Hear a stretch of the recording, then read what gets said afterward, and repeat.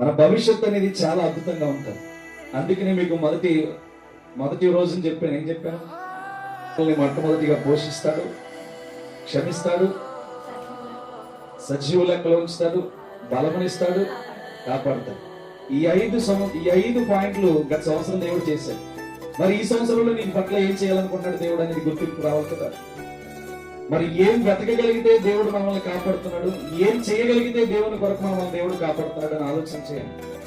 మన భక్తి వలన దేవుడు కాపాడుతున్నాడా, లేకపోతే మన మూర్ఖత్వం వలన దేవుడు కాపాడుతున్నాడా, లేకపోతే దేవుడికి ఇచ్చే అవకాశాన్ని బట్టి దేవుడు మనల్ని కాపాడుతున్నాడా అని ప్రతిదీ మనం కాల్కులేషన్ చేసుకుంటూ ఉండాలి. భవిష్యత్తు అనేది దేవుడు ఇస్తున్నాడంటే ఆ భవిష్యత్తును ఎలా మనం కాపాడుకోవాలి, ఒక ప్రజెంటేషన్ ఎలా చేయాలి దేవుడికి మన జీవితాన్ని. ఒక బహుమతిగా దేవుడి ఈ లోకానికి మనల్ని పంపించాడు. ఈ లోకంలో అదే బహుమతిని ఎంతగా మనం కాపాడుతున్నాం అనేది ప్రాముఖ్యత.